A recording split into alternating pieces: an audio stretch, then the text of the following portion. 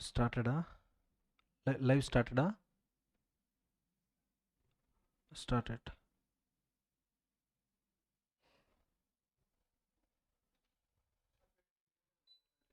Yes.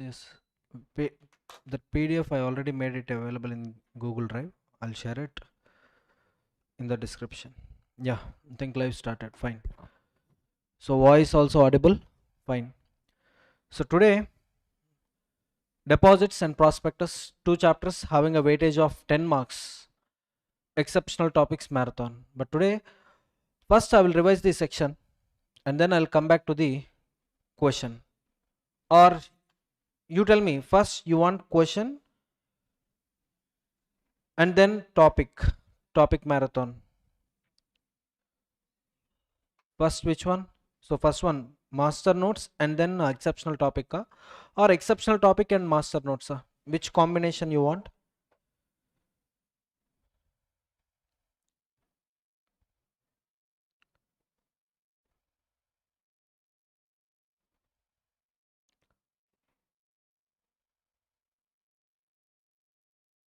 So PDF, by the end of the video I'll share it.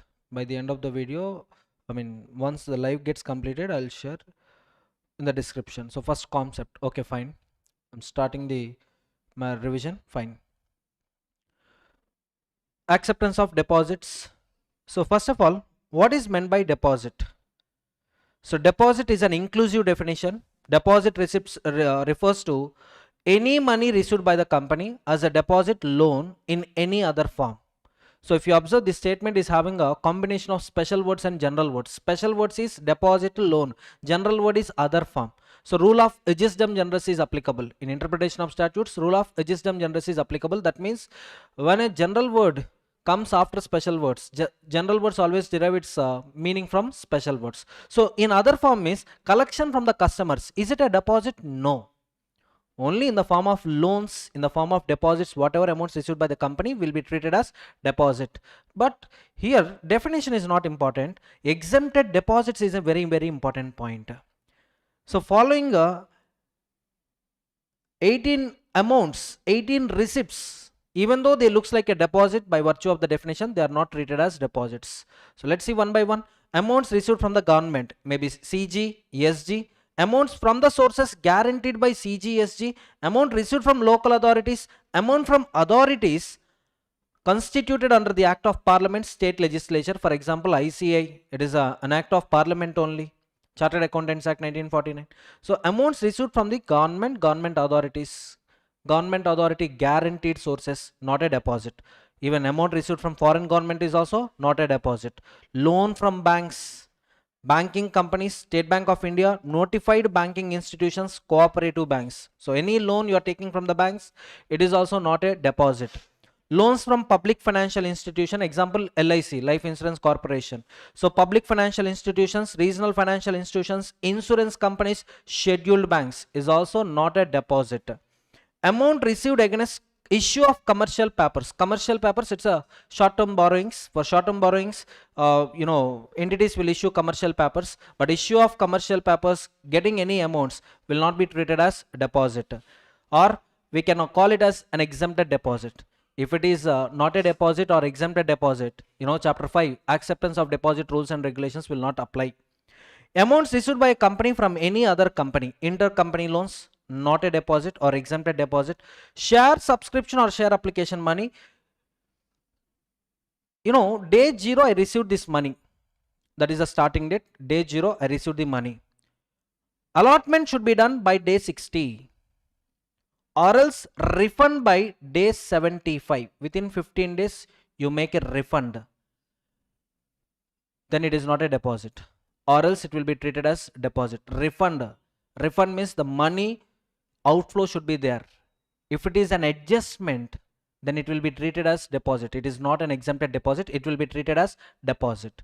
So money outflow should be there. Refund, actual refund should be there. So make allotment within 60 days. If not allotted, then within next 15 days you refund it, then it is an exempted deposit, or else it will be treated as deposit. Loan from the director, remember 3 conditions. Yes, public company, private company, 2 companies. Public company can take loans from directors only. Private company can take loans from directors plus relatives. Second thing, we should receive a declaration from the people stating that this is not out of borrowed sources, this is out of own sources. Third condition is disclosures in the board report. Disclosures in the board report. If these three conditions are satisfied, then it is not a deposit or exempted deposit. What is condition 1? From the directors in case of public company, directors plus relatives in case of private company. Declaration to be obtained, disclosures in the board report.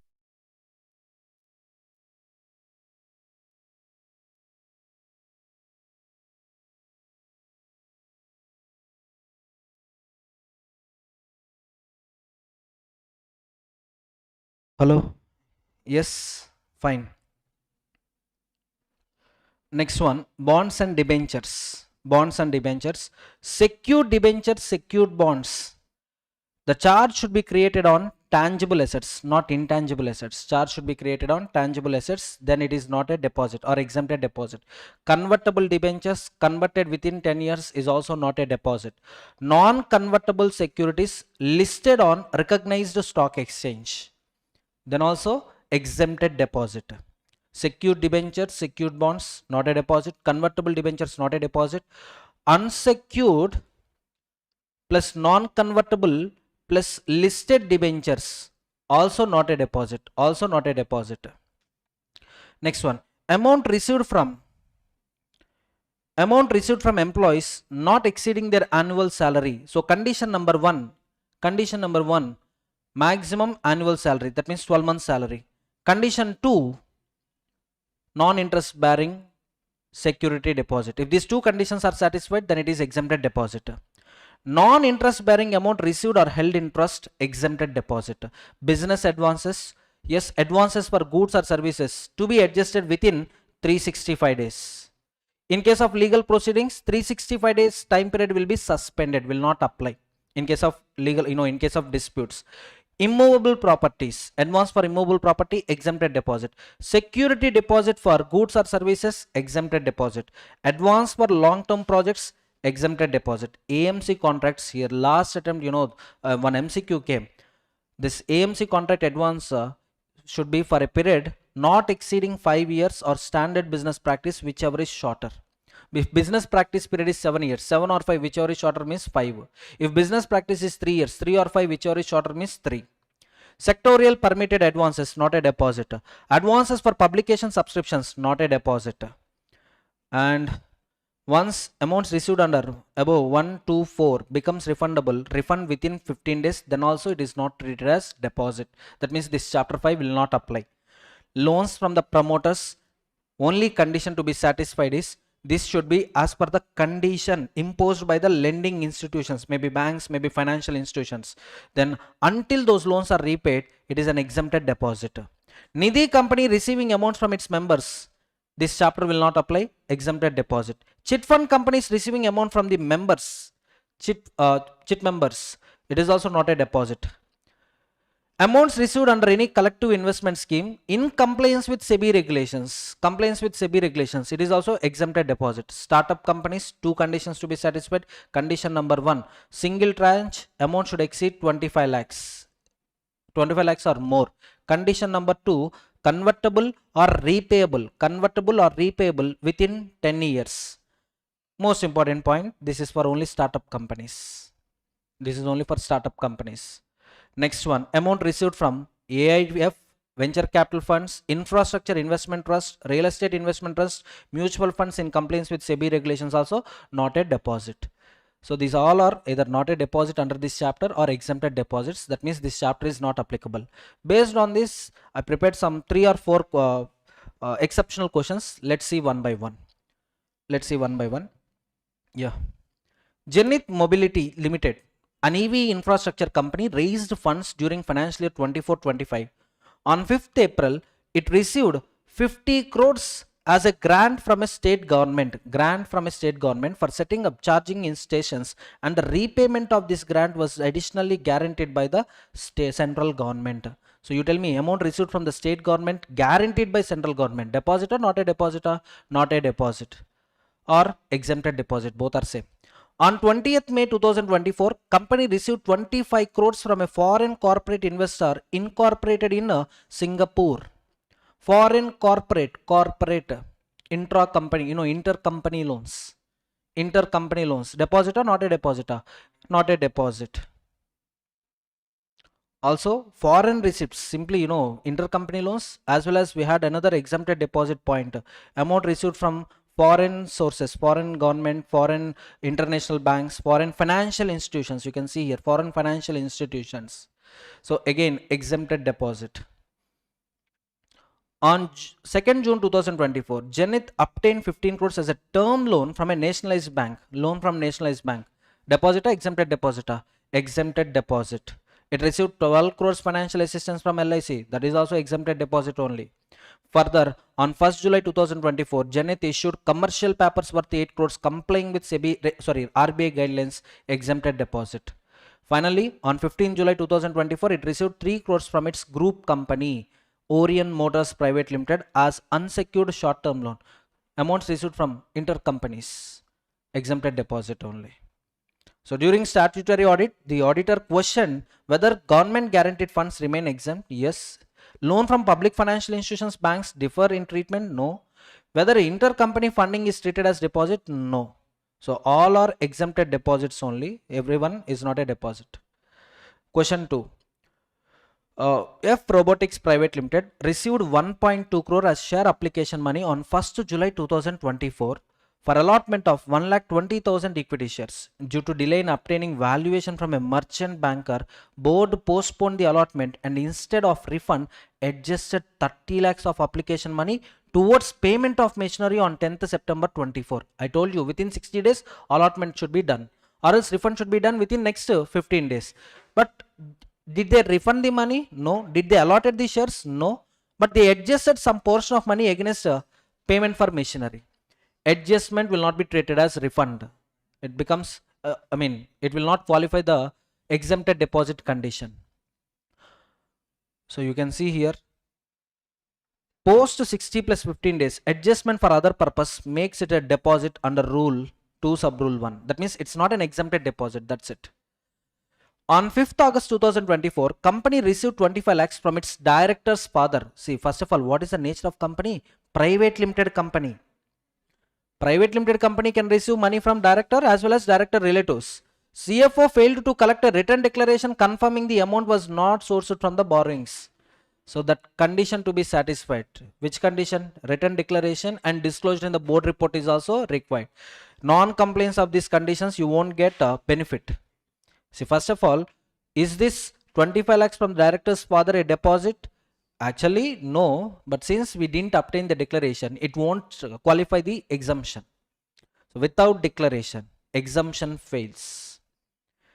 On 12th August 2024, F issued secured debentures worth 3 crores, charging machinery worth 2.5 crore, market value as per registered valuer, and land worth 50 lakhs. Secured debentures means value of security. Which value? Book value or market value? Current market value of the assets so charged should cover the value of the debentures. So covered? Yes, covered. 3 crores, break up 2.5, 0.5. That means this is not treated as deposit. Are the secured debentures a deposit? No. And even if you observe both the assets, which assets? Machinery and land, both are tangible assets only. Both are tangible assets only. All the conditions are satisfied. Therefore, it is not a deposit. On August 25th, 2024, company issued listed NCDs worth 4 crores, which are listed on recognized stock exchange without any creating charge. No problem. Unsecured plus non-convertible, if they are listed, then also exempted deposit condition is said to be qualified. So no, listed NCD without charge are exempt under rule 2 sub rule 1. Next one, on 2nd September 2024, an employee earning 9 lakhs annually deposited 12 lakhs as a non-interest security deposit. How much is annual salary? 9 lakhs. But how much he deposited? 12 lakhs. More than annual salary. Therefore, exempted deposit condition not satisfied since no exemption under rule. On 15th September 2024, the company received 50 lakhs as non-interest bearing amount to be held in the trust for R&D collaboration with the university. Non-interest bearing condition satisfied. Therefore, this also qualifies exempted deposit. This also qualifies exempted deposit. So, is this a deposit? No. Clear? One more question. Zenith Infrastructure Limited, a real estate and equipment supplier, received several types of advances during financial year 24-25. On 1st April 24, it received 1.5 crore as advance for supply of automated packing equipment. That means advance against goods and services, not a deposit. Delivery was scheduled for 30th November 2024, but Zenith failed to obtain mandatory BIS certification. Customer demanded refund on 20th December 2024. Zenith refunded only 20 lakhs on 31st December 24 and retained the balance till 31st January 2025. Advances should be adjusted within 365 days. Okay. So let's see. The packing equipment advance becomes a deposit because, just wait. Okay. So questions. So here we'll see. Packing equipment advance becomes a deposit because statutory approval failed and refund was delayed. 365 days is okay, but in case of dispute, in case if it is refundable, you remember, amounts mentioned under rule above points 1, 2, 4 become refundable, then such refund should be done within how many days? 15 days. Whether refund happened within 15 days or no, that's why it became a deposit.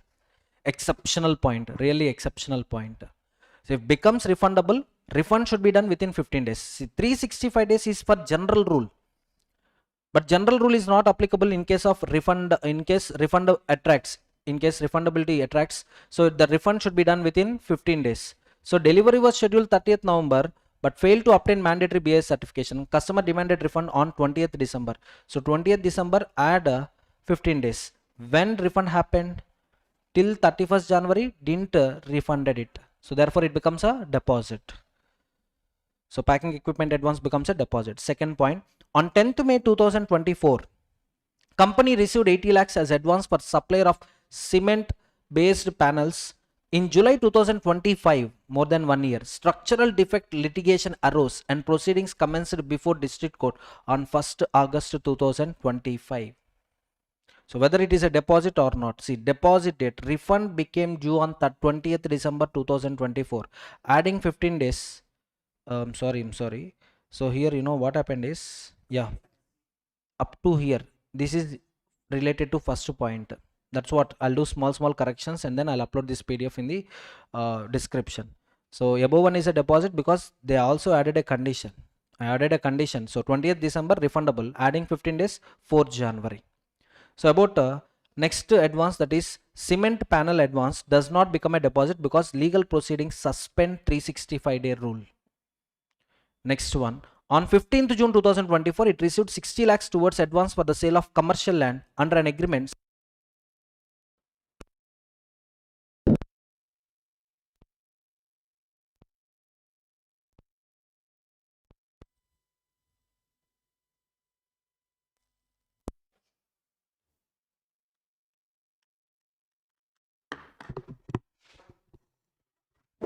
Okay. Yeah. So on 15th July 2024, it received 60 lakhs towards advance for the sale of commercial land under an agreement subject to government allotment approval. The approval was rejected on 10th September 2024. Zenith delayed refund till 5th November. Again 15 days condition violated. Becomes refundable within 15 days, refund the amount. Since not refunded within 15 days, it becomes a deposit because approval failed, refund was delayed beyond 15 days. So becomes a deposit. Next one.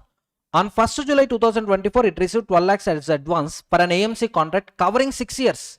I told you AMC standard business practice are how many years? 5 years, whichever is shorter. But they took advance for how many years? 6 years. And industry practice of such service is 3 years only. 3 or 5, whichever is less means 3. So for 6 years, they took advance means, is it a deposit or not a deposit? Yes, it becomes a deposit. Next one. On 1st August 2024, it accepted 30 lakhs as security deposit for performance of a contract to supply elevators. So let's see, is it a deposit or not a deposit? Security deposit for contract performance is not a deposit. Last one, on 1st September 2024, it received 10 lakhs as advance subscription for a monthly magazines to be supplied for next 12 months. That is also not a deposit. So out of these cases, you know, the highlighted case is first one, packing equipment advance and land advance becomes refundable within 15 days. Refund the amounts, or else it will be it will not qualify the definition of exempted deposit. Next, fourth one, I think this is also related to the exempted deposits only. Let's see. Our own Smart Mobility Private Limited is a company engaged in EV business. It obtained a sanction letter dated 1st April 2024 from National Industrial Bank granting a term loan of 30 crores with a condition that promoter must invest 5 crores as unsecured loan before disbursement. The promoter, Mr. Kabir, brought 3 crores from his own funds and 2 crores from his brother. On 10th April 2024, bank disbursed the loan on 15th April 2024. On 31st December, 20 crores of the loan remaining outstanding. So the point is, loan obtained from the promoter will not be treated as deposit until loan of public financial institution is repaid. So 5 crore promoter unsecured loan is not a deposit until bank loan is outstanding, but becomes a deposit from 1st December 2024 after full repayment. Second one, on 1st May 2024, company received 40 lakhs from Alpha Growth LLP through a convertible note. 40 lakhs means exceeding 25 lakhs. Convertible note, instrument repayable convertible within 7 years. Within 7 years means less than or equal to 10 years. Since two conditions are satisfied, if it is a startup, definitely qualifies exempted deposit. This is not a deposit. Next one. On 15 June 2024, company received 60 lakhs from REIT towards strategic infrastructure partnership. Amounts received from REIT is also not a deposit, as REIT falls under this clause. On 30th June 2024, company accepted 10 lakhs from a member under a chit scheme. Chit fund company receiving the amounts also not a deposit. We need to check whether it is a chit fund company or not. If it is a chit fund company, amounts received by chit fund company is also not a deposit. Separately, its associate entity, Nidhi Limited, received 1 crore as recurring deposits from the members as per Nidhi rules. Nidhi company receiving amounts from the members also not a deposit. On 1st December 2024, the bank fully repaid all dues in advance. However, company did not refund or convert the promoter loan of 5 crores.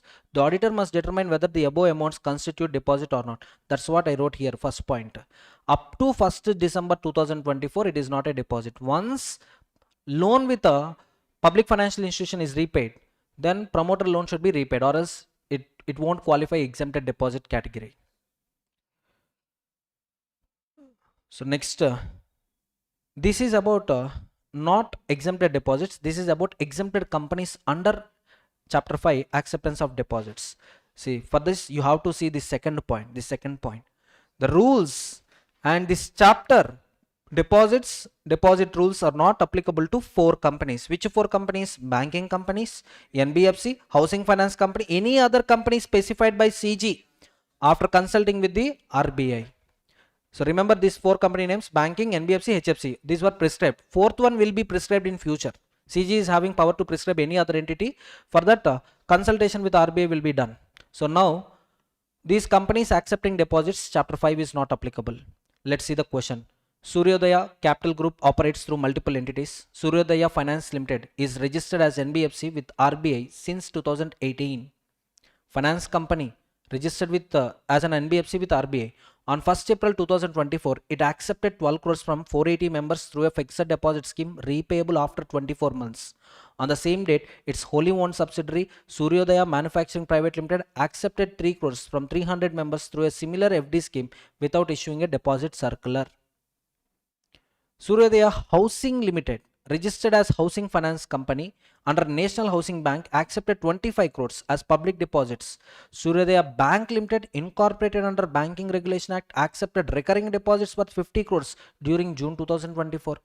On 1st July 2024, central government notified Suryodaya Infrastructure Corporation Limited, a government company, as exempt from Section 73. That is nothing but they used this D point. They used this D point. On 1st August 2024, it accepted 15 crores from the public under a deposit scheme. Meanwhile, Suryodaya Manufacturing Private Limited argues that it should be exempt from Section 73 because its parent company is a NBFC. Therefore, the group as a whole is a finance group. Oh my god, super. Let's see.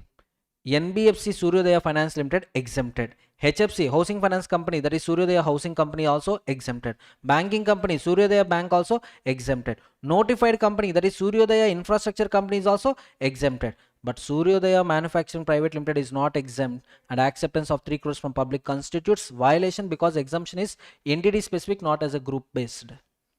So that is the point. So covering these 4 points, 5 company details were given. One is NBFC, HFC, bank, next one manufacturing company, next one notified company. Out of 5, 4 are exempted companies, 1 is not exempted company. With respect to deposits, all those are exceptional topics. But we will see the remaining provisions. For acceptance of deposits from the members, what are the conditions to be satisfied? Condition number 1, OR. Condition number 1, ordinary resolution. Condition number 2, DC, CD. Remember CD. C stands for circular, D stands for default certificate. No default. C stands for circular, D stands for no default certificate. So in circular, what are the contents we can see? Financial position, credit rating, number of depositors, amount due, other prescribed details. And that circular must be posted through registered post, or it can be sent through speed post or through electronic mode. Also published in 2 newspapers, English vernacular newspaper. Next one, auditor certificate, a statutory auditor certificate confirming no default in deposit repayment or interest payment. In case of defaults, obtain a certificate that 5 years have been elapsed since rectification. Next one, validity of the circular. Circular is valid for 6 months from the financial year closure date or due date of AGM or date when financial statements are presented at the AGM, whichever is earliest. 3 dates they are telling. 6 months from the closure of financial year, due date of AGM, or the date when financial statements are presented at the AGM. Out of these 3 dates, whichever is earliest, till the date circular is valid. Next, new circular should be issued each year for inviting the deposits. Next one, filing of circular with ROC. Company must file a copy of circular with ROC within how many days? 30 days before issuance. Before issuance to the members, 30 days before issuance, you have to file a copy with ROC. And deposit repayment reserve. Deposit repayment reserve. It must be at least 20% of maturing deposits for the next year in a separate bank account by 30th April of this year. By 30th April of this year, maintain a reserve for the deposits which are maturing next financial year. Certificate of no default, just now I told you, this should be obtained from the auditor, company auditor. And security, company is free to accept secure deposits as well as unsecured deposits. But if you are accepting unsecured deposits, clearly disclose them in the circular. Clear-cut disclosure in the circular is required. Relaxation for private companies, CD rules are not applicable, CD rules. Here C means circular. Circular related rules are not applicable. DRR, deposit repayment reserve rules also not applicable. Depositing a certain amount, 20%, is not applicable. To which companies? 3 companies. Remember, all these 3 are private companies only. First one, private company which is accepting deposits up to 100% of paid up share capital free reserve securities premium.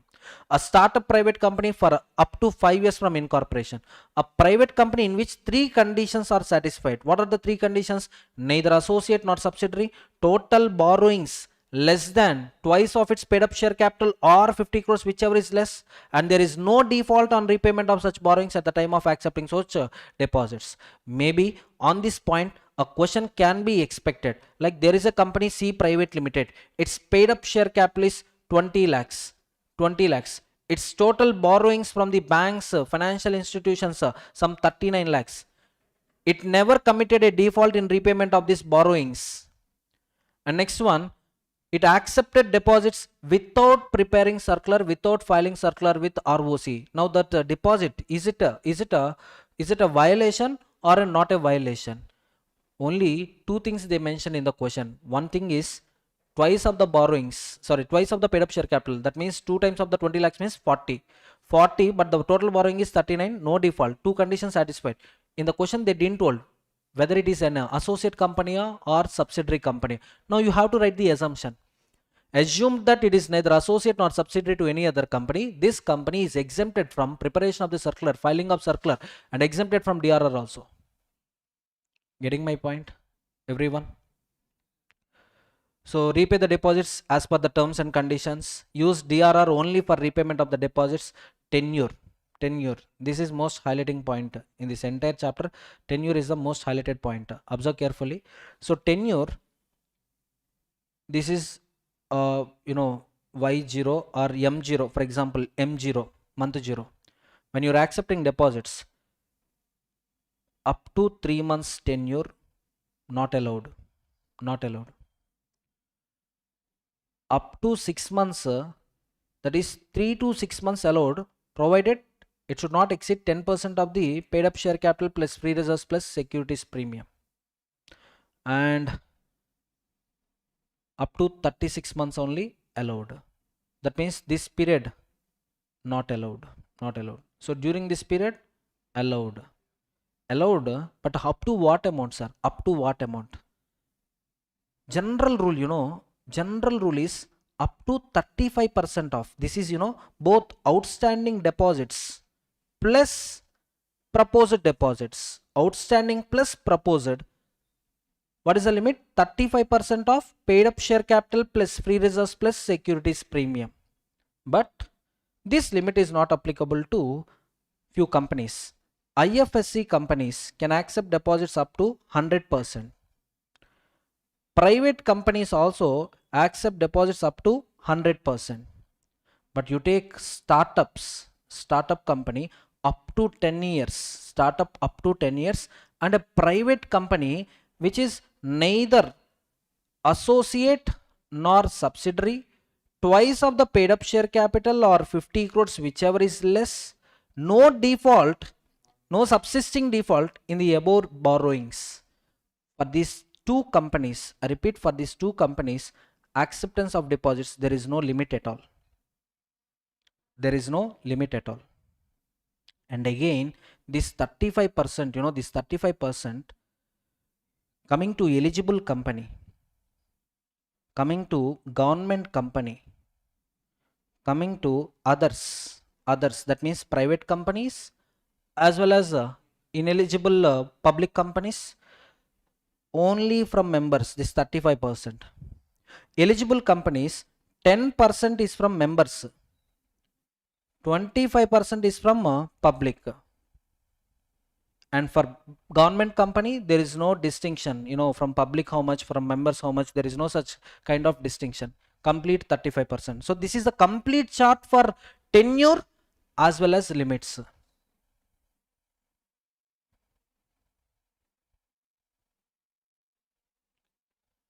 Okay, this is a complete chart for tenure as well as limits. So yes, one doubt. So please explain once again sub question 2 about litigation. About litigation,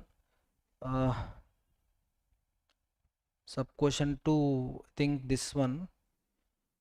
On 10th May 2024, company received 80 lakhs advance for supply of cement based panels. In July 2025, structural defect litigation arose and proceedings commenced before the district court on 1st August 2025. So from 1st August 2025 onwards, 365-day rule is not applicable. So here you may get a doubt like, sir, from 10th May to 1st July 2025 means already 365 days over. No, sir. Maybe it's a long-term contract. Maybe it's a long-term contract. So here, the point, highlighted point of this question is whether 365 days period is applicable or not during the litigation period. That is a highlighted point, ma. So yes, I observed. So there is a difference between these two dates. More than 1 year difference is there. Ignore. You can ignore. For example, let me correct here itself. 1st July 2024. I'll write here it's July 2024. Now there will be no confusion.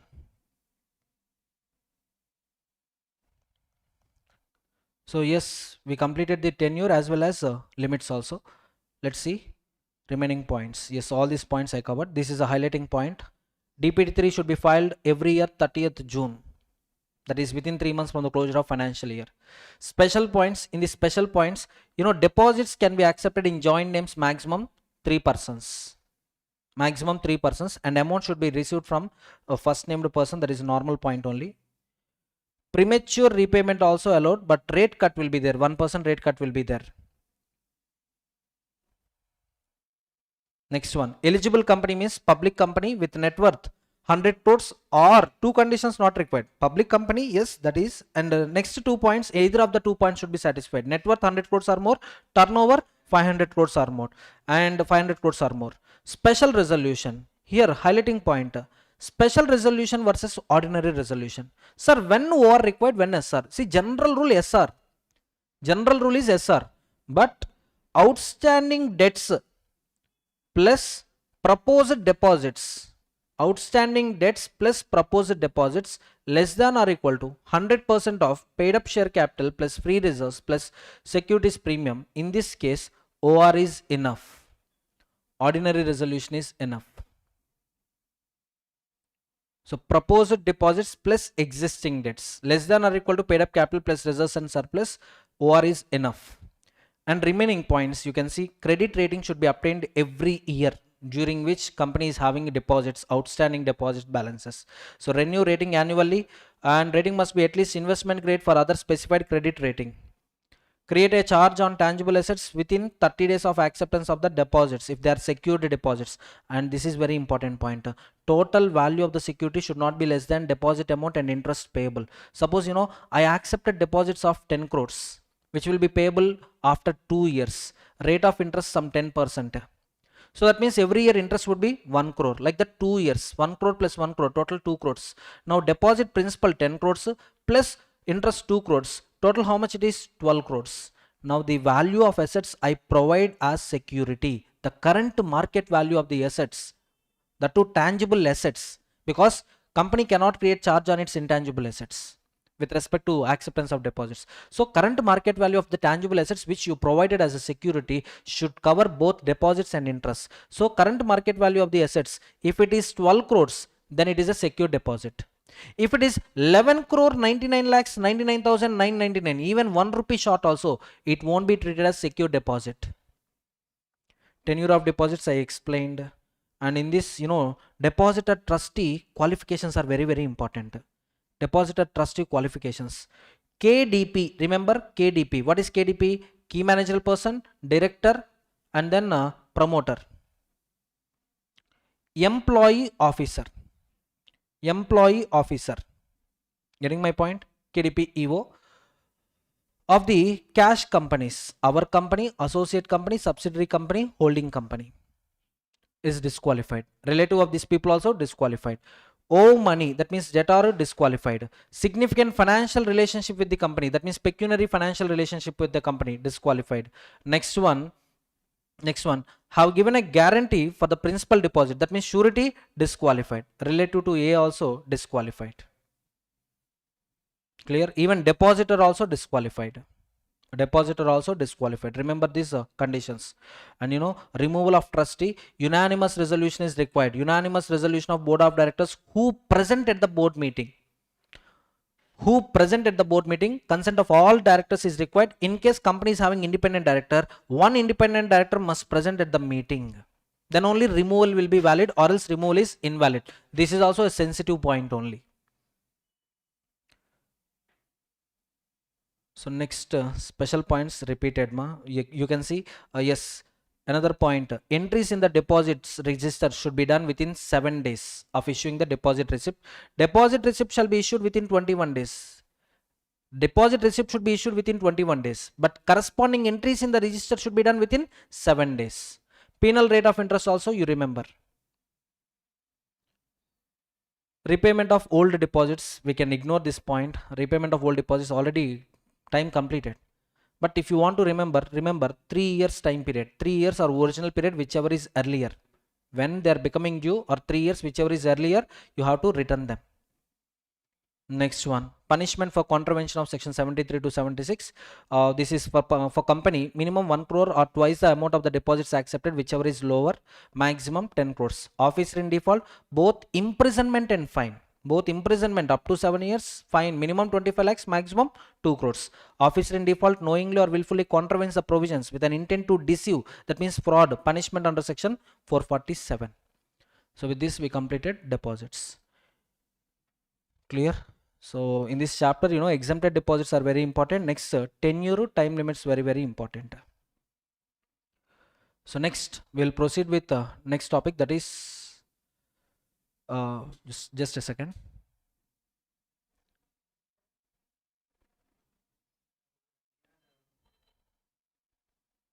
Yes. Deposit repayment reserve.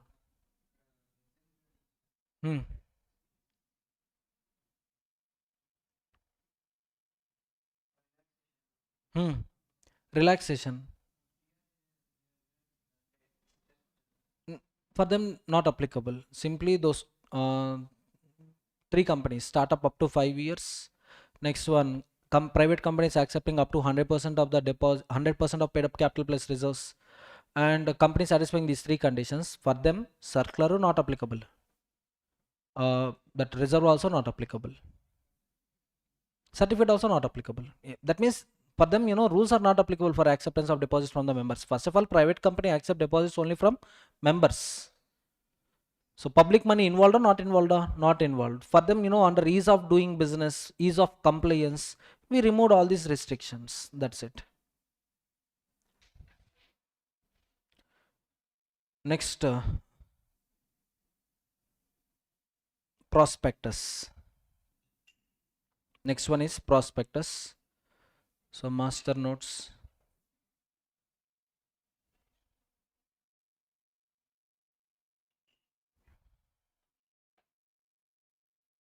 So prospectus 26.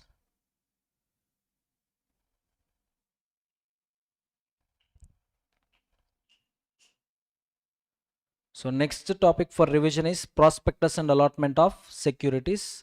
This is also having a weightage of 5 marks, minimum 5 marks. You can expect one descriptive question. If your time is good, you can also expect case scenario based questions from this topic. Clear? Fine. So prospectus, I prepared some 10 plus questions, exceptional topics only, purely exceptional. So we'll see. Section 23, various modes of issue of securities. For public company, 3 options are there. One is prospectus, public offer, private placement to the existing members, free of cost bonus issue, per money rights issue. Now for private company, first one is disabled. Only 2 modes are there, because section 2 clause 68, if you see, private company is prohibited from inviting public to purchase or subscribe its securities.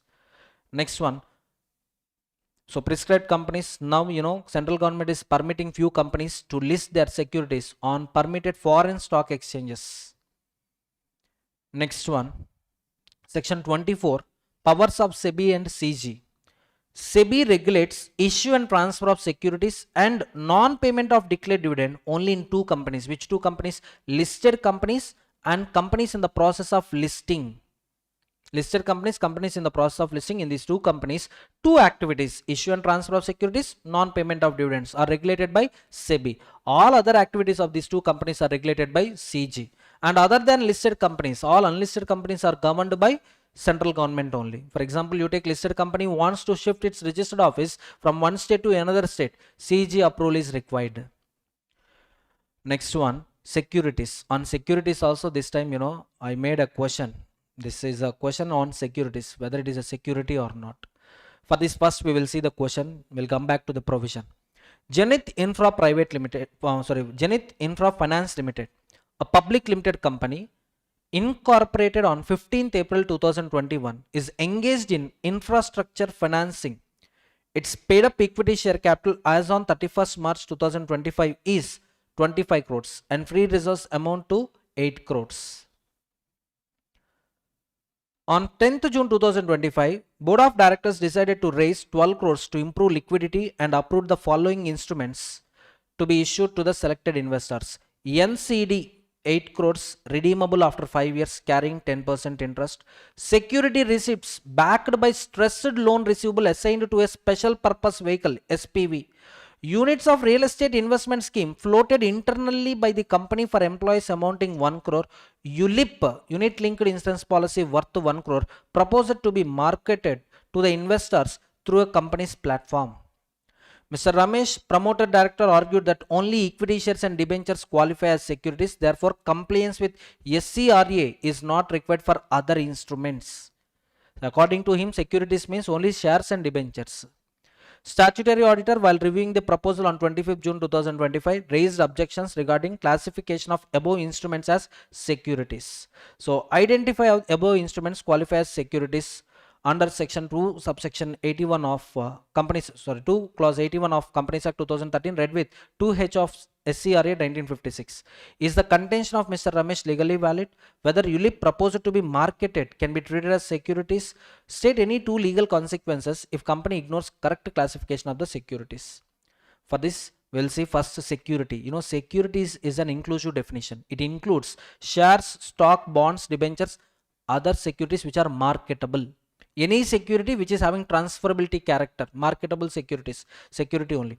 Derivatives, units from collective investment schemes. Surface Act security receipts, that SPV, question is there, SPV, special purpose vehicle, comes under Surface Act, security receipts. It is also a security only. Mutual fund units, security only. Certificates or instruments issued by special purpose entities serve as beneficial interest, security only. Government securities, security only. Other instruments declared as securities by the CG, including rights issue. In capital gains, you have did short-term capital gain calculation for rights transfer. So transfer of rights, is it a security? It is also a security only. But securities do not include instruments providing combined insurance and investment benefits such as ULIP, unit linked insurance policy. Only ULIP is excluded from the definition of security. All other marketable securities comes under the definition of security. So accordingly, except ULIP, all are securities only. NCDs, security. Security receipts qualify as security. Internal scheme units may qualify if marketable, but ULIPs are expressly excluded. Is the contention of Ramesh legally valid? No. Ramesh contention securities means only debentures and shares. It is not correct. Whether ULIP proposed to be marketed can be treated as securities. ULIPs are excluded from the definition of security by explicit explanation under SCRA. Two legal consequences. Issue may be treated as void and company or officers may face penalties for non-compliance under security laws.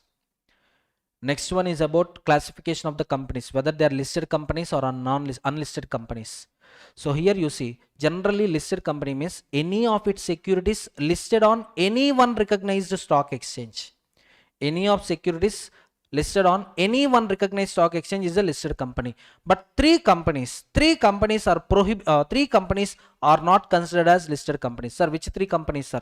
Public company issuing NCD on what basis? Public offer basis or private placement basis? Private placement basis. Next one, NCRP, non-convertible redeemable preference shares issued on private placement basis, listed as per SEBI regulations. It is also unlisted company only. Both categories above unlisted. Private company, debentures, preference shares classification is not there for them under exemptions. Only NCD considered. NCD offered on private placement basis, which were listed on recognized stock exchange and under SEBI regulations. That private company is also not a listed company, unlisted company. And public companies, those who have not listed equity shares, here also same condition is there. I forgot to read it. Not listed their equity shares, on Indian stock exchanges, but whose equity shares are listed in foreign jurisdiction. In all these cases, if equity shares are listed on Indian stock exchanges, they become listed company. Here equity shares unlisted, but NCD plus private placement listed, NCRP plus private placement listed, NCD plus private placement listed. Now these comes under listed company definition? No. Even foreign listings also, in India it remains unlisted company even though its securities got listed on foreign stock exchanges.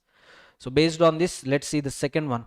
Alpha Growth Limited, a public limited company incorporated on 10th May 2019, is engaged in manufacturing electrical equipment As on 31st March 2025, its paid up equity share capital is 20 crores and free reserves are 6 crores. 1st July 2024, company issued NCD. See, here it was very clear, I think. About equity shares, they didn't mention, okay. NCD through private placement, which were subsequently listed on BSE in compliance with SEBI regulations 2008. However, its equity shares are not listed on any recognized stock exchange in India. So, can I call Alpha Growth Limited as a listed company? No. So far as it is unlisted company only. NCD plus PP. Suppose NCD is offered under IPO or FPO. Now it will be treated as listed company only. It should be on private placement basis. During financial year 24-25, board did not appoint a woman director and also failed to constitute nomination remuneration committee. See, this is with respect to compliances of listed companies. Listed companies require woman director. Okay, since this is not a listed company, woman director is not applicable. You can ignore this point. I forgot to erase it when I created this question. Unintentionally, I kept it. You can ignore. CMA point of view, this will be useful. CMA inter, CMA final point of view. Separately, Beta Technologies Private Limited. This is a private limited company. Listed non-convertible debentures of 15 crores on National Stock Exchange through private placement. Its statutory auditor opined that since its securities are listed, it should comply with the provisions applicable to listed companies. See, these are NCD for private company, NCD which were offered under private placement basis. Even though they are listed on recognized stock exchanges, they will be treated as unlisted companies only. In another case, Gamma Infra, a public company, has its equity shares listed only on foreign stock exchange as permitted under section 23 subsection 3 of Companies Act 2013, but not on any recognized stock exchange in India. Is it a listed or unlisted? Unlisted only. So all the three companies are unlisted companies only. Whether Alpha Growth shall be treated as listed company? No. Is the contention of Alpha Growth regarding non-applicability of provisions related to listed company legally correct? Yes. Whether Beta Technologies Private Limited will be recorded as listed company? No. Whether Gamma Infra Limited shall be treated as listed company? Again, no. Next, question 3. Question 3 is about, deemed prospectus. So let's see, section 24 completed. Prospectus. Definition simple. Prospectus means any document described or issued as a prospectus and includes red herring, shelf, deemed prospectus. Simply deemed prospectus, very easy to remember. CAN stands for circular advertisement notice. Circular advertisement notice that invites offers from public for purchase or subscription of securities of a body corporate. CAN, inviting offer from public for purchase or subscription of securities of the body corporate, nothing but deemed prospectus. Matters to be stated in the prospectus, prospectus shall be dated, signed. Prospectus shall state information and reports on financial information as specified by SEBI in consultation with CG. Apart from this, prospectus should contain a declaration about compliance, complying all the provisions of Companies Act, SCRS, SEBI. And when prospectus need not be issued, this is important point. When shares or securities offered to the existing members or existing debenture holders, shares debentures that are uniform with previously issued and quoted on a recognized stock exchange. These two cases, if you are inviting members, existing members, or if you are inviting public, in these two cases, it is not, for this prospectus is not applicable. This looks like a public offer only, but for this prospectus is not required. Why? Because already these securities were issued, they were dealt on recognized stock exchanges. It's a old product. For new product, advertisement is required, not for old product. Remember, if they are previously issued to the promoters, not listed on any stock exchange, now these securities were offered to the public, for this prospectus required or not required? 100% required. Prospectus exemption will come only when they were belonging to previous class of securities which were already issued to the public and already dealt on recognized stock exchanges. So date is important. Date of filing with ROC, prospectus will have a validity. From the date onwards, prospectus will have a validity period of 90 days. And most important point is expert statement. When can I include expert statement? First condition, expert should be independent person. He must give written consent, and such consent should not be withdrawn before filing with ROC. And declaration by expert should also be included. So these three conditions, actually three only. Independent fellow, that means not neither a promoter nor connected with the company activities. Second one, written consent, and such consent was not withdrawn until a copy has been filed with the ROC. Clear? Next one. So disclosures. September attempt, this point came actually. A copy has been filed with ROC and mention the list of documents attached or to be referred along with the prospectus. See, based on this, I drafted one question.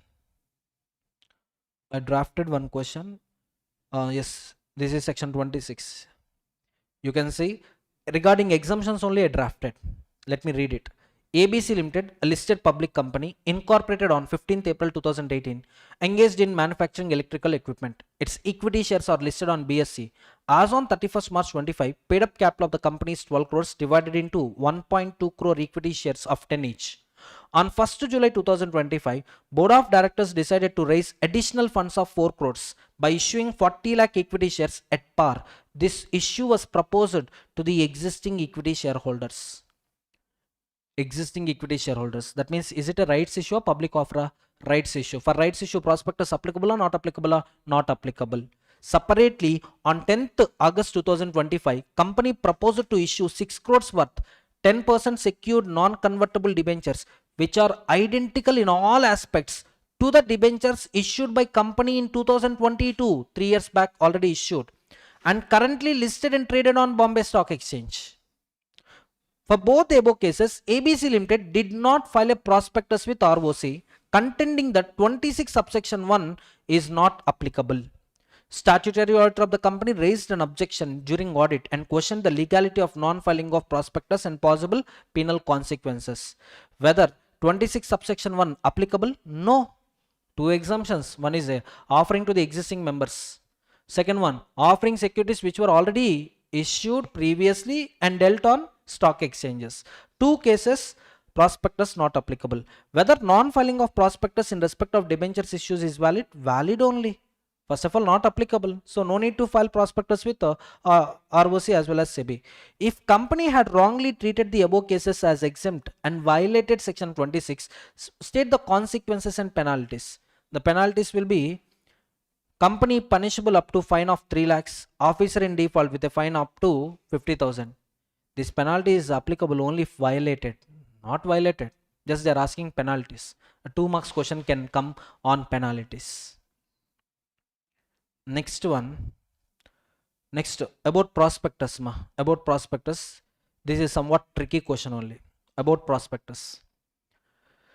Astra Biotech Limited, a public limited company incorporated on 10th January 2022, has a paid up equity share capital of 12 crores and a free reserves of 4.5 crore as on 31st March 2025. Starting 3-4 lines, simply time waste paragraphs only will be there. In examination also same thing.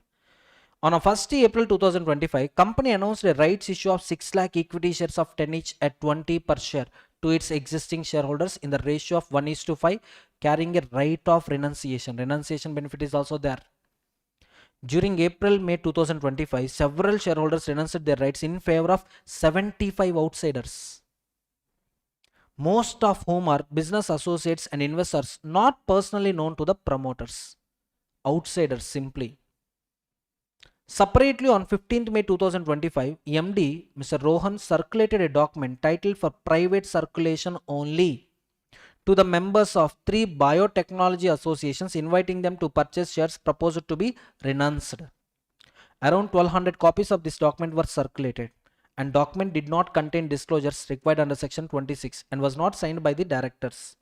So simply, is it a prospectus or private placement? Question. Actually, private placement only. So far, whatever we read is private placement only. It was not offered to the public, and strictly for private circulation also word is there, for private circulation, not for public. You can see this point here.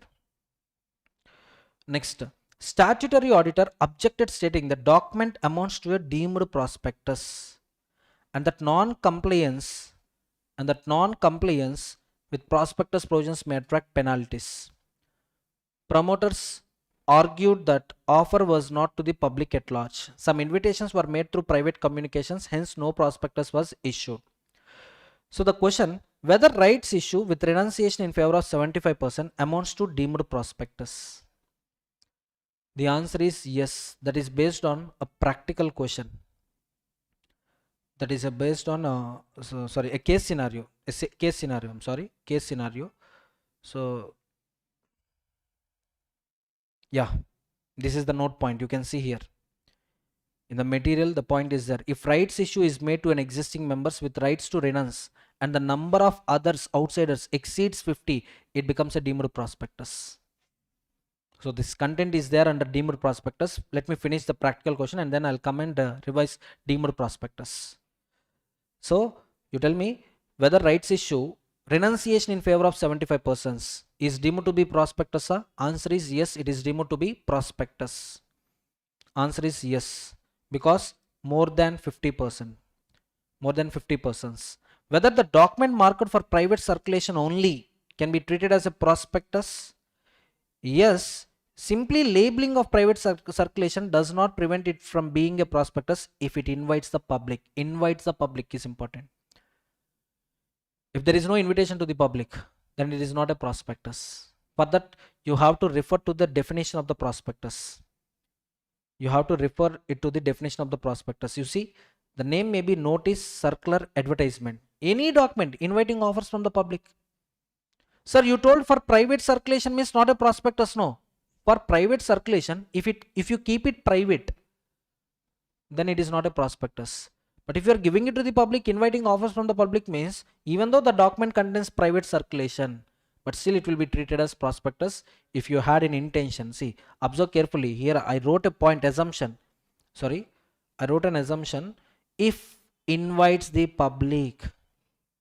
If there is no invitation to the public, you tell me. If there is no invitation to the public, then is it a prospectus or not a prospectus? Or not a prospectus. So assumption based answer. Writing another assumption, you can write another answer. Whether private communication sent by managing director to individual investors attract prospectus provisions? No, because single private confidential communication does not amount to issue of the prospectus. But here if managing director is having intention to invite public to subscribe the securities, then the document becomes prospectus only. Forget about the name. The last point, this point is telling that forget about the name. First three you see, name point of view, they are prospectus. Last one is purpose point of view. Purpose point of view. Naming you can keep your name, but purpose is inviting offers from the public to purchase or subscribe your securities. Prospectus only. State two legal consequences of treating document as deemed prospectus. So company and officers may be liable for misstatements and issue may attract penalties under prospectus provisions. If the document becomes deemed prospectus, what happens? Section 26, matters to be stated in the prospectus, that rules will come. In case of misstatements, 34, 35 will also come. That means punishments will come. Punishments will come. So 4 questions I covered. So for that, whatever topics are there, let me revise it. Section 29 is a simple question. Section 29, demat form of securities is mandatory for the companies offering securities to the public at a large. Even this is also extended to unlisted companies. Unlisted public companies and private companies are also covered. Of course, there are exemptions. Government companies, small companies are exempted. OPC also. So that all is not there in our study material. So you can ignore that point. If you go with the rules, you will find those 2 exemptions, but not required. I have verified recent study material also. Next one, advertisement of the prospectus. Simply remember MOA MOA clauses. MOA clauses, if you remember, advertisement of prospectus, you can see. Many of the students are confused about this point. See, advertisement of prospectus is not compulsory. But if you want to advertise your prospectus, in that advertisement, this content should be mandatory. This content should be mandatory. Object clause, liability clause, association clause, capital clause as well as association clause. Shares subscribed by the signatories. Nothing but association clause only. Capital structure of the company. This is the only extra point you can see. Debt component how much, equity component how much. That's what. Next one, shelf prospectus. shelf prospectus. Generally, prospectus is having a validity period of 90 days from the date of filing with ROC. But shelf prospectus will have a validity period of 1 year. From which date is a question. From which date is from the first offer of securities under the shelf prospectus. From the first offer of securities under shelf prospectus will have a validity period of 1 year. During this 1 year, subsequent offers require information memorandum. And you know what? Information memorandum should be filed with ROC yet within 1 month prior to the second or subsequent offer. Next month you want to make a subsequent offer. This month itself you prepare information memorandum, file a copy with ROC. 1 month before only file it with ROC.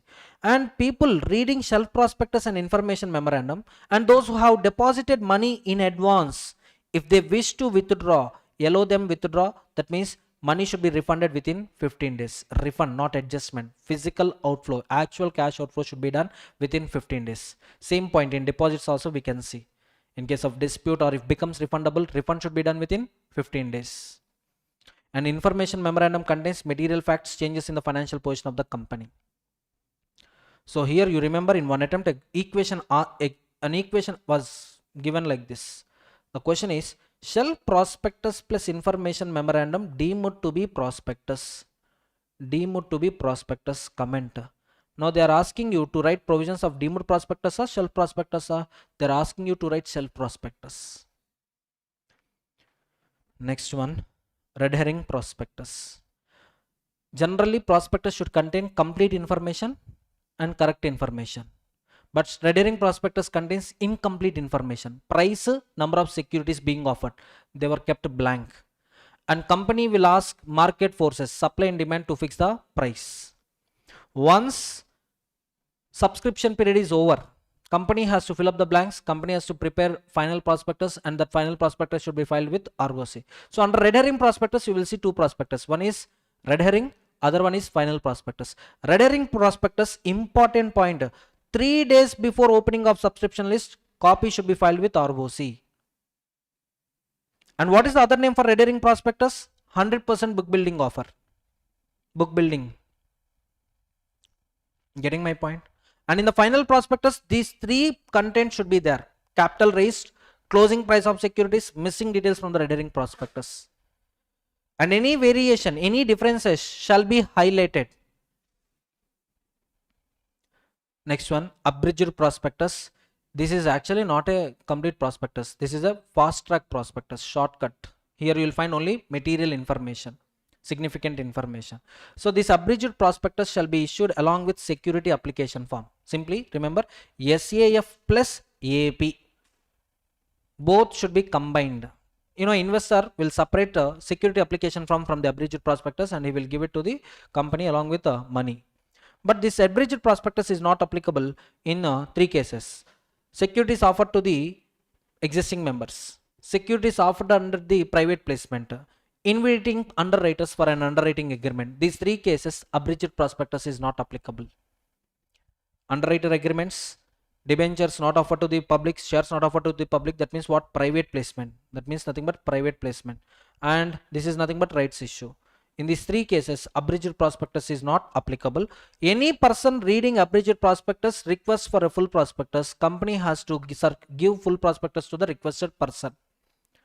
Next one, penalty. Any default, the punishment would be 50,000 for each default. That is all about abridged prospectus. Next, deemed prospectus. You tell me, deemed prospectus comes when there is a deemed public offer. When offer will be treated as deemed public offer? Simply when offer will be deemed to be public offer. So here remember one structure. The point is, C Limited is a company allotting shares to issue house, simply intermediary, with a view to offer them to the public. This is OFS, offer for sale.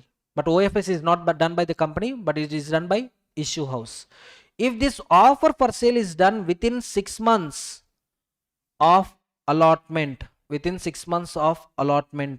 or at the time of making this offer, whole consideration not received by the company,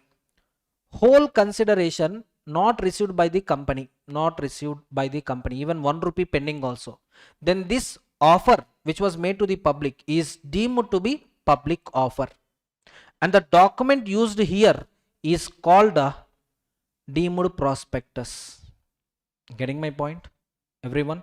Issue house offering securities to the public within 6 months of allotment by the company, or even after 6 months also, but at the time of making offer to the public, whole consideration not received by the C limited, then in these two cases offer will be treated as public offer. Now document used in the public offer will be treated as deemed prospectus. Contents of deemed prospectus, section 26 plus two other informations, that is net amount of the consideration received by the company to be received, time and place for inspecting the contracts. And who will sign this deemed prospectus, sir? Deemed prospectus should be signed by two directors if issue house is a company. If issue house is a partnership firm or LLP, it should be signed by not less than half of the partners. At least half of the partners should sign the deemed prospectus. Now, provisions relating to the misstatements, contents, liabilities apply to the deemed prospectus in addition to the liability of the company offering securities. Clear? So additional reading, yes, from these points only, I raised the question 3, I think. Note point, additional reading points, all these points are there in study material also, but here you will see in simplified form. Clear? Private and confidential does not subject to the prospectus regulations unless made to the public. Unless single private communication does not qualify as prospectus, publicity is required to call it as a prospectus or to call it as a public offer. For private circulation only, but offer to a group of people still counts as a prospectus. Getting my point? If that group is identified persons up to 200, then it won't be treated as public offer because it is covered by section 42 private placement. So this point only, yes, somehow students will confuse in this point only. The third question, right? Again, I am showing you for private circulation only. Here for private circulation only, but to the members of 3 biotechnological associations, inviting them to purchase the proposal to be renounced, and around 1200 copies of the document were circulated. Now simply having private circulation alone will not make it a private placement. It may be treated as public offer if there is an invitation to the public. Next, so fifth question is about self prospectus. Fifth question is about self prospectus. Normal question only, you can see it, you can read it on your own. I covered it, not that much exceptional question, because here calculate the last date by which company must refund subscription money to Mr. Arun if Arun wishes to withdraw. Suppose Arun wished to withdraw that amount when board proposed to refund the money after deducting administrative charges. Yeah, this is exceptional point only. See, Arun, an investor, had applied for NCD under second tranche on 28th August 2025 along with advance subscription of 5 lakhs. After becoming aware of the changes through market reports, he expressed his desire to withdraw application on 5th September 25. Board proposed to refund the money after deducting administrative charges. Okay. So now, whether board proposal to deduct administrative charges while refunding money to Arun is valid? No. So you see here, full refund should be done without any deductions. This is exceptional point. Yes, I forgot. This is really an exceptional point. Adjustments not allowed. Complete amount should be refunded. Calculate the last date. Suppose refund must be made within 15 days from 5th September 2025. That is on or before 20th September 2025. Why? Okay, he decided to withdraw on 5th September. To this add 15 days, by 20th September amount should be refunded. With the deductions or without deductions? Without any deductions. Next point. Filing of information memorandum was mandatory due to creation of new charges and changes in the financial position. So that is a normal point only. You can refer it to the question, but no need of explanation. 2 points are really exceptional points. So far in examinations not covered. These 2 points are exceptional points only. Administrative overheads adjustment not allowed. Refund should be done within 15 days of availing the option. So next question is about red herring prospectus. We completed this one. Let's see any exceptional point is there or not.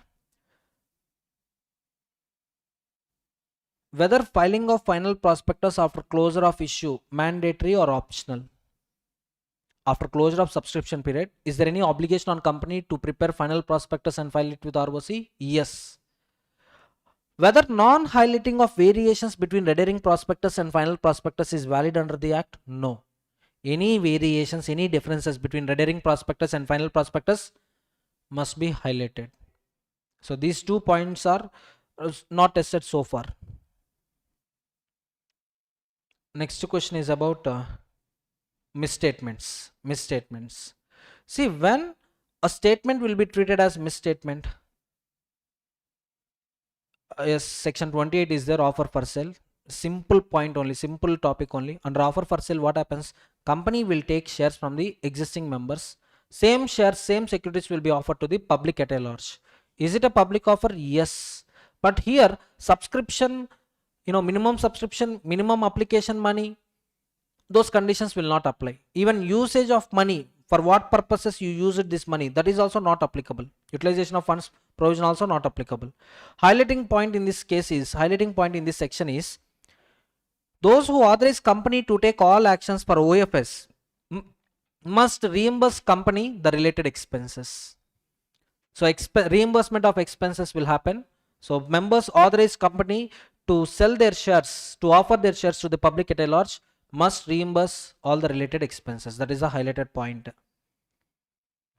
That's it. In examination, if they want to test you conceptually, they can ask you like this, like what, company was incorporated in the year 2020 with a lot of, with 50 members. All these are promoters of the company. Now company is in a good position. Promoters want to dilute their stake. Promoters want to sell their stake. They're not small in quantity. They're very large number in quantity. Advise the promoters, advise the company what to do. Simply write OFS. That's it. Because OFS generally used for promoter stake dilution. Okay, na? Next, section 27 is all about alteration of the object in the prospectus. In this, the most highlighted point is special resolution should be passed via postal ballot. Okay. Advertisement of the notice in 2 newspapers, and notice shall be posted on company website. This is another highlighting point, another highlighting point. Very, very, very exceptionally important point. Even with unanimous resolution, you can do n number of things except one thing. What is that one thing? Trading in listed company, listed equity shares. Companies listed equity shares is strictly prohibited. Company cannot use funds raised through the prospectus for buying, trading, dealing in equity shares of any other listed company. Artificial demand they can create in a market for any particular security. They may they may boost up the share prices. Not allowed. Secondary market trading by the companies, generally not allowed until and unless permitted by this SEBI. Dissenting shareholders shall be given exit offer. Who should give exit offer to the dissenting shareholders? That is also an exceptionally important point. Who should give exit option to the dissenting shareholders? Company or promoters? Option A, company. Option B, promoters. Remember, if company is giving exit option, it will be called buyback. 68 will apply. So here promoters should give exit offer to the dissenting shareholders. Clear? Next. Misstatement. 2 things you remember. Statement is misleading in the form or context. Inclusion or omission of the statement is likely to mislead. The company is paying dividends for the last 10 years, but out of capital profits. What generally public will think? Last 10 years payment of dividends means out of revenue profits they will think. If you don't mention capital profits word, public thinks otherwise. So misleading in the form or context, misstatement only. Inclusion of the statement or omission of the statement likely to mislead, that is also misstatement only. Like on company 38 civil cases are pending, you didn't mention that point. Omission, misstatement only. Next one, Honorable Managing Director of Reliance Industry Limited, Honorable Shri Mukesh Dhirubhai Ambani is the proposed director of the company. In fact, he never gave any written consent to us. He was never consulted. That is a wrong statement. Inclusion of wrong statement is also misstatement. What is the punishment for misstatement? 447. Section 35 civil liability. See, under 34, whatever amounts these people are paying will be credited to the central government. Under 35, whatever amounts these people are paying, this will be paid to the investors who are at risk, who are at loss. The investors who are at loss will get money from the people under section 35. So this is simply compensate the loss. Remember the exceptions. Under 34, two exceptions are there. Prove whether misstatement is immaterial or you had reasonable grounds to believe that statement was true. Civil liability, three defenses are there. One is withdraw the consent before filing prospectus with ROC, or give public notice that prospectus was issued without my knowledge, or completely trusted expert's authority and I gave opinion, but expert statement is wrong. If you are able to take any of these five defenses, you will be exempted from the punishments. Next, very important highlight of the fraud point is there. Fraud means, wrongful gain or wrongful loss. One highlighting point is there. Yeah, the gain from unlawful means, the loss from unlawful means. Both comes under fraud only. Both comes under fraud only. Actually, I'm not supposed to get that profit, but I'm getting it, wrongful gain. I should suffer that loss, but I'm skipping it. I'm transferring that loss to some other innocent parties. That is also fraud only. Based on these points, 2 times questions came. I also drafted 2 questions. Let me show you those questions. So right of action for damages, right of rescission. If consent is not free, contract becomes voidable at the option of aggrieved party. Yes or no? Fraud, if consent is obtained by way of fraud, contract becomes voidable at the option of aggrieved party. Giving wrong statements in the prospectus means fraud only. Obtaining consent by way of fraud is nothing but the contract becomes voidable at the option of aggrieved party. He may exercise right of rescission, he may exercise right of action for the damages, or he may claim damages for the fraud. But in all these cases, who will get the benefit?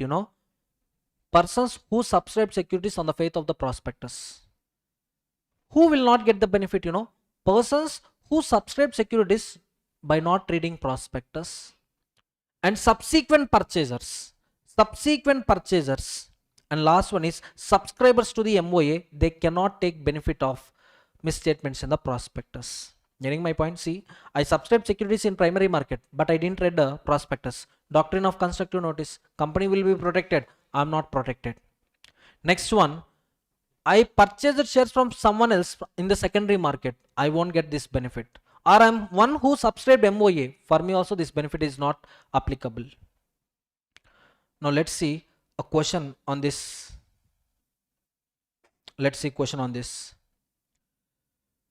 Prospectus contain following statements. What are the statements? Directors and their associates have subscribed a substantial portion of the share capital and only remaining shares were now offered to the public.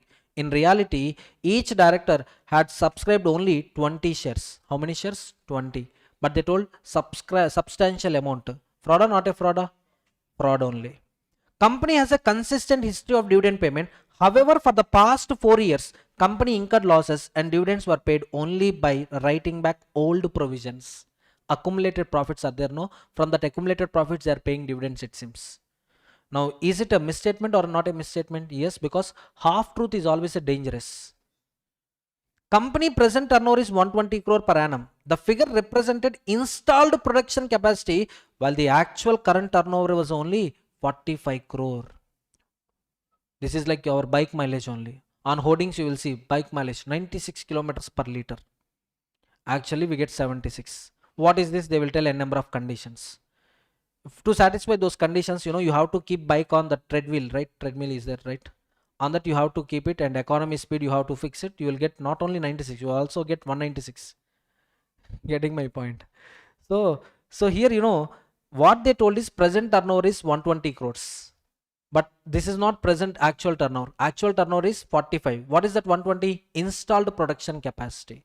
So this is also misstatement only. Now we'll see. Identify the nature of misstatement. All the 3 statements are misstatements only. One is false facts. Other one is concealment of truth. Other one is ambiguous statement. Whether Mr. Ajay is entitled to rescission of the contract. Let's see. Relying on the prospectus, Ajay, an investor, applied for 50,000 shares on 10th April 2025 and was allotted shares on 25th April 2025. Later, upon discovering the true facts, he applied for rescission. Can he get rescission? Yes. Contract is voidable at the option of investor due to material misrepresentation in the prospectus. Whether Ajay can simultaneously claim damages under the general law and compensation? No. Remedies are alternative. Compensation under section 35 cannot be claimed simultaneously with the damages. When you are taking back your complete money, why again you will get a compensation of the loss? You already, you invested some, how much amount you invested, how much they told, amount not told, no, he invested 50 lakhs, complete amount you are taking back. Now compensation of loss, how will you get it? So claim for damages under Indian Contract Act, claim for compensation under section 35 before NCLT. Super. State two situations where right of recession is not available. Two situations I told you. Subscriber to MOA, no benefit. Subsequent purchaser in secondary market also, no benefit. Next, eighth question. This question is on 38. 38 is nothing but personation of securities. Personation of securities. Here, a person will change his identity to get multiple number of shares, more number of shares. He will modify his identity. Sometimes he will file application in fictitious name or in different names, induces company to allot or register securities in fictitious name. Then, he will get punishment under section 447. You can see here, he will be punished under section 447. It is an obligation of the company to disclose section 38 in each and every prospectus. Disclosure. If convicted, the court may order for disgorgement of any gain, seizure and disposal of securities found in the person's possession. After reading this point, I used to tell one point, like on cigarettes, you can see smoking causes cancer. In prospectus also, personation attracts 447. Personation means what? Changing identity. Person changing his identity or filing an application in fictitious name, filing application in his own name, but combinations. On this, I drafted one exceptional question, really exceptional. You can see first paragraph, ignore. During scrutiny of applications, it was found that Mr. Karan, an individual investor, submitted 15 applications using different spellings, combination of his name and surname. Super. And 5 application in the name of non-existent persons. Non-existent means fictitious. Based on these applications, 20,000 equity shares were allotted. Later, during investigation, it was also discovered that Mr. Kiran only, had indirectly induced company to register transfer of 5,000 shares in the name of a fictitious person. Prospectus and application form issued by company did contain a reproduction of section 38. Okay. Kiran contended that allotment was already completed and no loss was caused to the company investors. So company referred the matter to the tribunal. Whether acts of Kiran attract provisions of section 38? Yes. 15 applications, 5 fictitious applications. Section 38 is attracted. Whether Apex Retail Limited compiled with 38 subsection 2? Yes. They reproduced the entire section in the prospectus. So they complied. Yes, they complied. State the punishment applicable to Kiran. 447. What additional orders court may pass upon conviction? Where shall the proceeds be credited? IEPF. Disgorgement of gains, seizure and disposal of securities, and all the proceeds will be credited to IEPF. Next, 9th question. This is about fraud.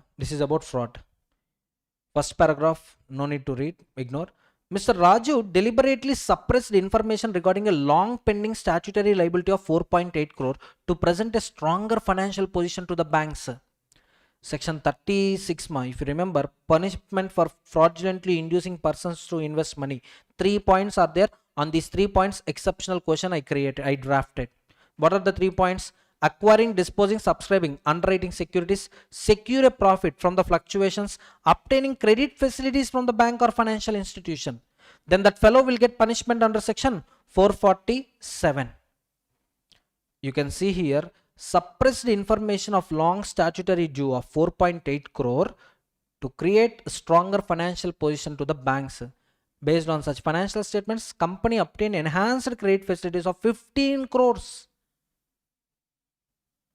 Fraud only. Subsequently, Raju approved payments to a vendor company controlled by his relative at inflated prices, resulting in excess payment of 1.2 crore.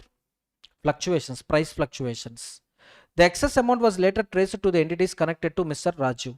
Company argued that there is no loss to the shareholders. Even if any benefit arose to Raju, it was not necessary that there should be both wrongful gain and wrongful loss to constitute the fraud. So whether acts of Raju fall within the definition of fraud? Yes. One is concealment of the long pending statutory dues. Other one is price fluctuations. Both, concealment of material facts, abuse the position, intent to gain undue advantage. It's a fraud only. Yes, acts amounts to the fraud. Whether existence of wrongful gain, wrongful loss is mandatory to establish the fraud? No. Fraud can exist even if there is no wrongful gain, wrongful loss. Identify two elements of the fraud present in the given case. One is concealment of material facts. Other one is abuse of the position. Because in this question, there is no loss to the shareholders. That's why, can he be exempted from the fraud punishment? Answer is no. Abused his position. Abused his position to gain undue advantage. So that means there is no loss to the shareholders, but there is an opportunity cost to the shareholders. Shares when are available at cheaper prices, this fellow grabbed them and sold them at higher prices. That means there is some opportunity cost to the public. Wrongful gain, Raju unlawful benefit of 1.2 crore. This is from price fluctuations. Wrongful loss, company loss of 1.2 crore by unlawful overpayments. Clear? So wrongful gain, wrongful loss. Yeah, excess amount was later traced. Approved payments to a vendor company. Vendor company inflated the prices, resulting in excess payment. That means for company it is a loss only, right? Loss of 1.2 crore. Next, I hope 3 more questions are there. We'll see them. Next question is based on allotment. Allotment. Let's see conditions for making allotment. So what are the conditions company should satisfy for making allotment? First one, minimum subscription. Second one, minimum application money. Minimum application money here itself is there. What is the minimum subscription?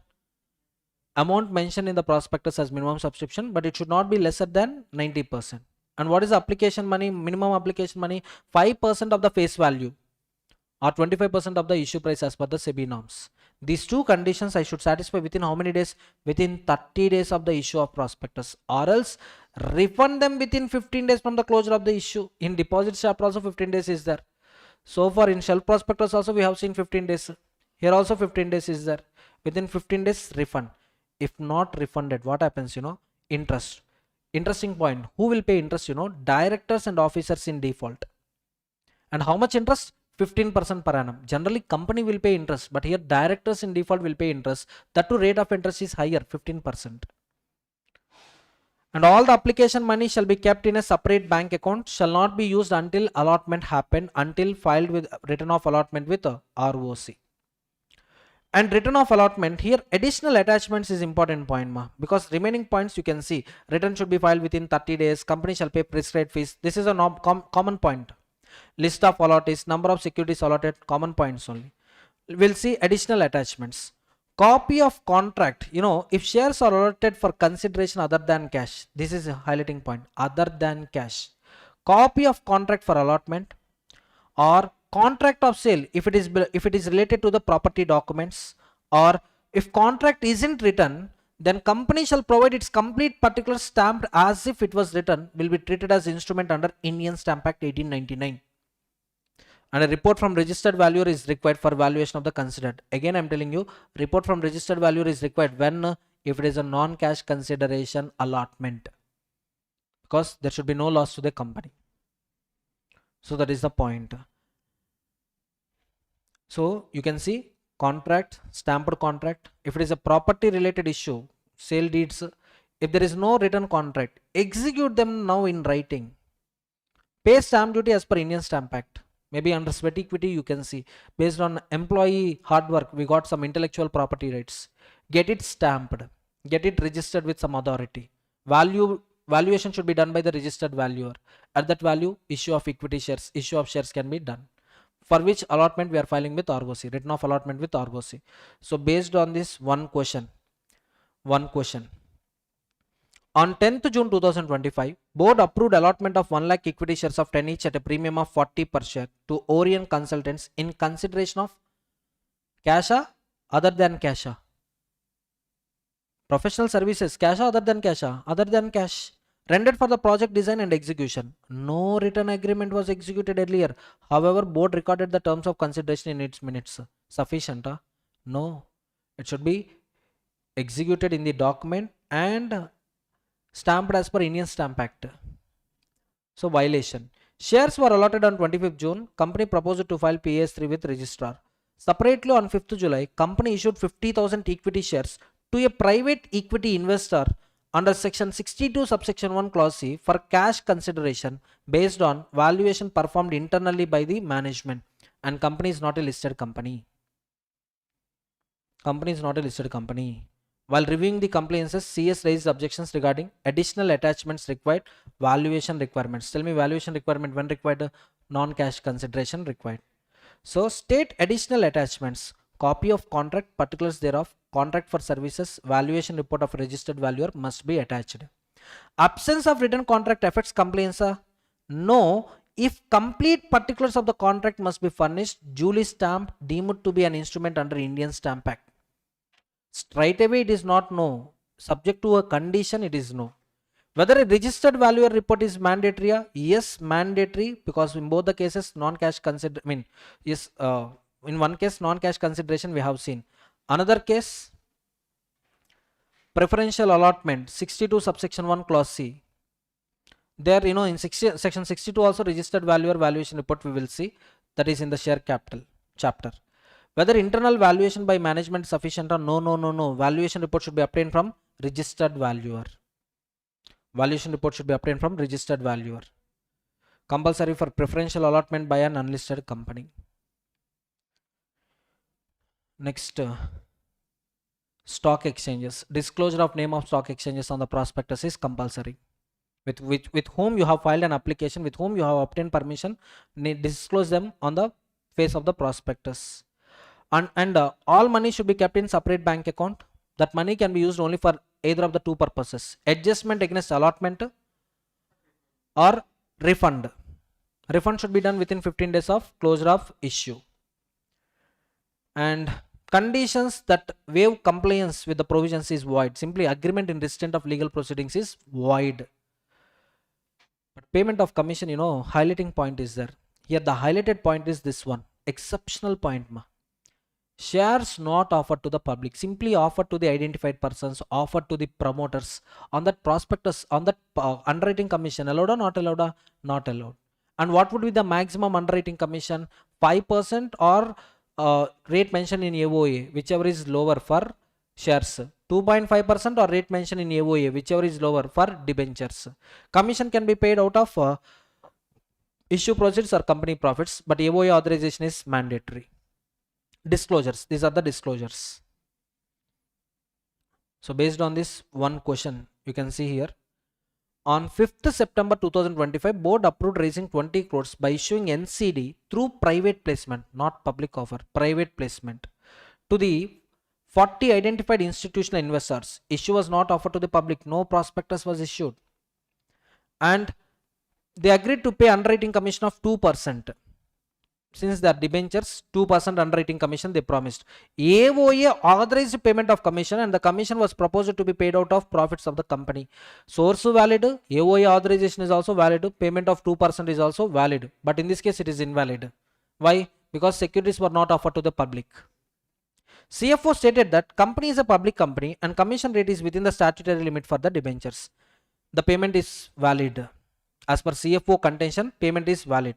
Statutory auditor objected and pointed out specific restriction under Companies Act relating to the payment of commission. Let's see whether provisions relating to payment of commission to underwriters are applicable in the above case. Yes, the provisions will apply, but subject to a statutory prohibition where securities are not offered to the public. Whether Genstar Infrastructure Limited can legally pay commission to the underwriter for the private placement of NCDs? No, because they are not offered to the public. Authorization of AOA payment of profit validates the commission? Again, no. Even other conditions satisfied. If there is a prohibition, of payment of commission, when there is a prohibition not offered to the public, then even other conditions satisfied, that payment is invalid only. What would be the legal consequence if company proceeds to pay such a commission? Violation attracts penal consequences. And last two questions. I think one question is on GDR. Interesting point. GDRs, the holders of GDRs, are they entitled to voting rights or not is the question. First, I'll show you GDRs. Holders of the GDRs, are they entitled to the voting rights or not? You can see here, until conversion of GDR into shares, the overseas depository shall vote on behalf of GDR holders as per the agreement between the depository, GDR holders and company. That means GDR holders will not have any voting rights until conversion. Only overseas depository will exercise voting rights. That is the highlighting point in this case scenario. See, under the GDR structure, underlying equity shares were allotted to the name of Euro Trust Depository Bank, a foreign depository outside India. The GDR holders were entitled to the financial benefits. You can see economic benefits means finance benefits, nothing but dividends. Before company's AGM scheduled on 30th September 25, certain GDR holders demanded direct voting rights, contending since the underlying shares are already issued, they should be treated as members of the company. And CS rejected the demand, referring to the statutory provisions relating to the depository receipts. Whether holders of GDRs are entitled to the voting rights in company before conversion of GDR into underlying shares? No. Who is legally entitled to exercise voting rights? Overseas Depository Bank. At what stage can GDR holder become a member of the company and vote? After conversion. After conversion of GDRs. So I think I'm little fast, but okay. Is it okay? Fastness, okay. Speed, okay. Last one is about private placement. In private placement, remember few conditions. That is, up to what extent I can go with private placement? 200. While calculating 200, QIB ESOPs are excluded. Employees are excluded. NBFC housing finance companies satisfying their respective statutes, for them also 200 is not applicable. And this 200 limit is per security per financial year. That means if company is having equity shares, preference shares, NCD, then for each 200, 200, 200.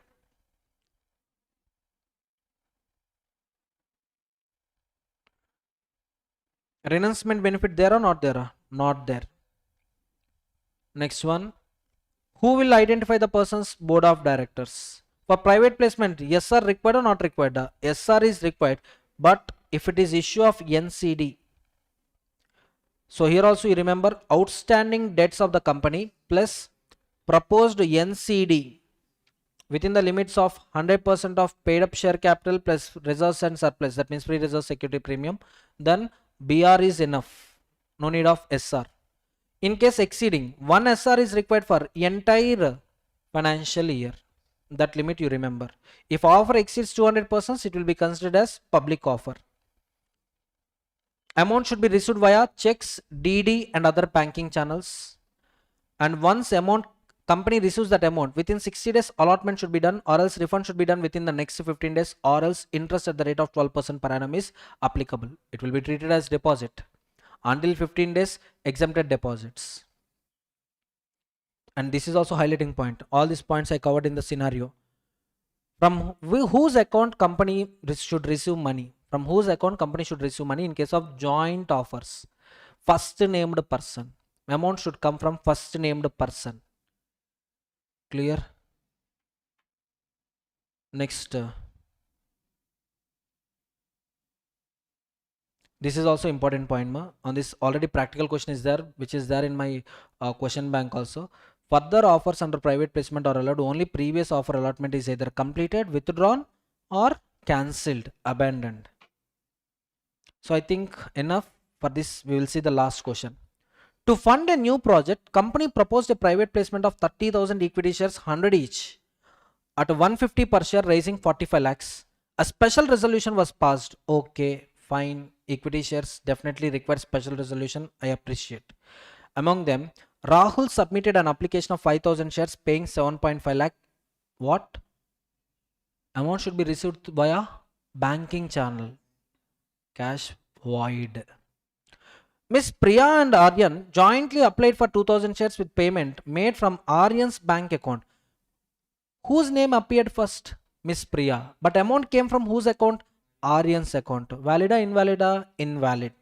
Company used 10 lakhs from the application money to purchase machinery before filing PAS3 with registrar. Money you can utilize only after allotment and after filing return of allotment with ROC, that is within 15 days of allotment. That means this is also mistake only. Little bit slow required. Yes, I understood. So from tomorrow onwards, I'll be little bit slow. My intention is, exams are coming up. Exams are coming. We are just 10 days before examination, because last 5 days you people will definitely read accounts only. So yeah, I understood. If I had started this one, 1 month before examinations, in a detailed way, I can do this. But 1 month before examinations, we are in live batch. We are in a regular batch. So I couldn't find the time to do this. So okay, last. Subscription by Mr. Rahul is valid under private placement rules? No. Payment by Aryan's account in joint application valid? No. Utilization of funds filing PS3 is legal permitted before? No. What consequences for non-compliances? Face penalty and refund obligations as per subsection 9 and subsection 10. So with this, we completed 2 chapters in this lecture. So I hope it will be helpful, because somewhat you are reading some exceptional questions which you have never seen before. See, the main objective, let me tell you one more time, the main objective of designing this kind of questions is, in examination, if you feel surprise kills the confidence, attempt will be wasted. So that is the main motto of drafting these questions. And this is my first experiment. Let's see what happens. But next attempt onwards, mostly 2 months before examination only, I'll do this. For the time being, I hope this will be useful to you all, guys. Fine. So we'll meet tomorrow. Tomorrow, I'll discuss with you incorporation chapter and same timings, incorporation chapter and General Clauses Act. General Clauses Act section 5 to 30, very small. Incorporation also small. So we'll meet again, once again tomorrow.